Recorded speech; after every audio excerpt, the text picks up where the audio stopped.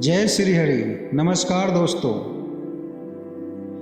जब जब अधर्म बढ़ा तब तब देवताओं ने शक्ति का प्रयोग किया, परंतु एक ऐसा क्षण आया जब स्वयं देवता भी विचलित हो उठे, क्योंकि एक असुर का जन्म हुआ जो ब्रह्मा जी से भी वर पाकर विष्णु जी को चुनौती दे सका और भगवान शिव को भी माया में डाल सका, और वह था जालंधर।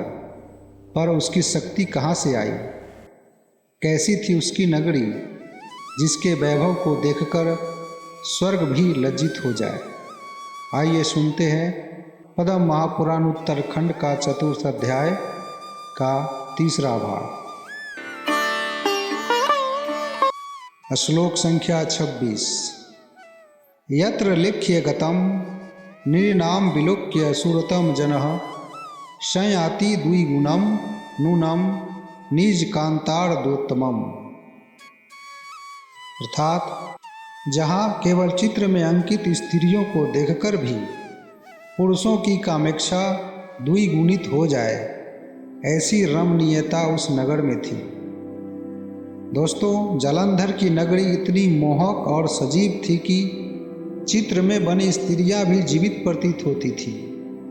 यह वर्णन नगर की कला, चित्रण और सौंदर्य बोध को दर्शाता है।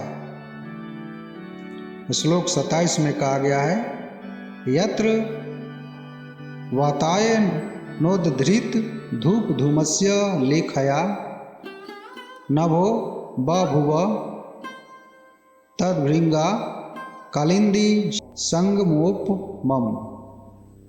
जिसका अर्थ है, जहाँ खिड़कियों से उठती धूप और धूप धूप की रेखाएं आकाश में ऐसे मिलती थी जैसे गंगा और यमुना का संगम। नगर में धूप छांव का ऐसा अद्भुत खेल था कि वातावरण दिव्य और आकाशीय प्रतीत होता था। सौंदर्य की यह कल्पना त्रिवेणी संगम के सौंदर्य से की गई है। श्लोक 28 में कहा गया है, यत्र अनेक गिरिहो अद्भुत प्रभया संकलम नभः विभातीन्द्रा युधा किरणः शरण मेघ इवोन्नतः।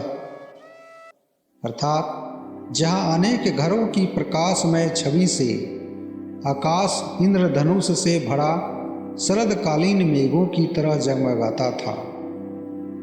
श्लोक में कहा गया है, नगर की सजावट, प्रकाश और वास्तुशिल्प इतना प्रभावशाली था कि सारा आकाश रत्नमय इंद्रधनुष जैसा लगता था। श्लोक 29 में कहा गया है, यत्रानिशं भ्रमभ्रांतः सूर्यवः प्रपीड़िताः विश्रामं यान्ति मध्याह्ने प्रसाद शिरसि स्थिता। जिसका अर्थ है, जहाँ आकाश में भ्रमण करने वाले सूर्य रथ के अश्व भी मध्याह्न में महलों की छाया में विश्राम करते प्रतीत होते थे। दोस्तों, यह एक अलंकारिक चित्रण है कि नगर के महलों की ऊंचाई इतनी थी कि सूर्य की किरणें भी उसमें रुक जाती। श्लोक 30 में कहा गया है, बत्र कुत्र च हयंसु बिभ्रत्यो मालती खजः रात्रौ संभूतन छत्रा इव रेजुर्वरांगना। अर्थात जहाँ रात्रि में सुंदरियाँ मालती पुष्पों के गहने पहने ऐसे दीप्त होती थी जैसे रात के आकाश में उदीयमान नक्षत्र हो। यह नारी सौंदर्य का अत्यंत कोमल और दिव्य चित्रण है। रात में उनके आभूषण और पुष्पमालाएं नक्षत्रों की तरह दमकती थी। श्लोक 31 में कहा गया है, यत्र हाट कन्हिंदोल श्रृंखला घर्षयोद्धतः चकार सुंदरी शब्दः स्फुटम मेरु भुवो भुवम, जिसका अर्थ है जहाँ स्वर्ण झूलों की श्रृंखलाओं के घर्षण से उत्पन्न मधुर ध्वनि ने मानो धरती को मेरु पर्वत बना दिया हो।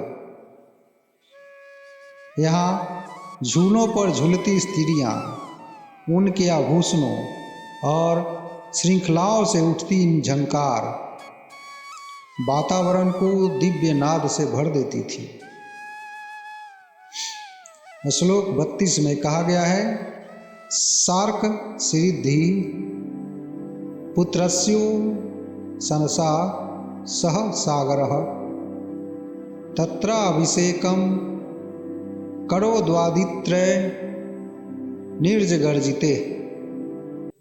अर्थात जहाँ समुद्र ने अपनी गर्जनाओं और लहरों के साथ अपने पुत्र जालंधर का उसनस अर्थात शुक्राचार्य के साथ अभिषेक किया। यह श्लोक दर्शाता है कि जालंधर की उत्पत्ति समुद्र से हुई थी और स्वयं समुद्र ने उसे अभिषेक कर राजा घोषित किया। श्लोक 33 में कहा गया है, महापद्म सहर्षं तु या स्कंदस्य जगाद तारक जय देवः स्वयंभू स्वयं स्व साम्राज्य महोत्सवे अपि च सचीकान्तस्य वाचस्पतिः ताभिश्चित्रविरिञ्चित् वक्त्र सरसि हंसी भिरासास्महे वाणिर्भि सुधा विवाह समय मंत्रोत्सव मंगलम। इसका अर्थ है, जिन वाणियों अर्थात देवी स्वरूपों से ब्रह्मा, इंद्र, स्कंद आदि ने अपने साम्राज्य के समय स्तुति की थी, उन्हीं दिव्य वाणियों से हम भी मंगल की आशा करते हैं। यह श्लोक अत्यंत काव्यात्मक प्रार्थना है। देवी सरस्वती जैसी ज्ञान की देवियाँ, जिनके स्वर से सृष्टि में मंगल होता है, उनसे इस कथा के लिए आशीर्वाद मांगा जा रहा है। श्लोक 34 में कहा गया है, महापद्म सहर्षं तु सैन्यमात्मोदरोद्भवं जालंधराय पुत्राय ददौ भीमं महोदधि। अर्थात समुद्र ने अपने गर्भ से उत्पन्न पुत्र जालंधर को महापद्म नामक सहर्षों सैनिकों की सेना प्रदान की। जालंधर को समुद्र से न केवल जीवन मिला, अपितु एक विशाल और शक्तिशाली सेना भी मिली। यही उसकी शक्ति का आधार बनी। श्लोक 35 में कहा गया है, जालंधराय शुक्रो अपि प्रीत्या विद्याम निजाम ददौ मृत संजीवनीम नामनाम मायाम रुद्रबी मोहिनीम।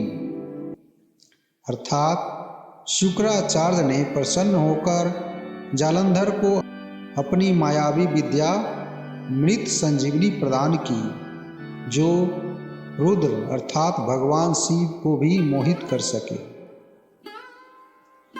यह बहुत ही महत्वपूर्ण मोड़ है। शुक्र की कृपा से जालंधर को ऐसी माया मिलती है जो स्वयं भगवान शिव को भी भ्रमित कर सके। यही आगे चलकर उसकी सबसे बड़ी शक्ति बनती है। और इस प्रकार समुद्रपुत्र जालंधर को मिला देवताओं के समक्ष वैभव, मायावी शक्ति और एक अपराजेय सेना। देवगण भी चिंतित हो उठे, क्या यह असुर सभी लोगों पर अधिकार कर लेगा? आखिर क्या होगा जब यह माया शिव को भी छलने लगेगी? जानिए अगले भाग में, जब असुरों और देवताओं की टक्कर होगी। न्याय, मोह और धर्म की सीमाओं पर पद्म पुराण की इस अमूल्य कथा को जानने के लिए जुड़े रहें। और दिव्य पुराण कथाओं के साथ आत्मज्ञान की यात्रा में हमारे साथ चले। हर हर महादेव।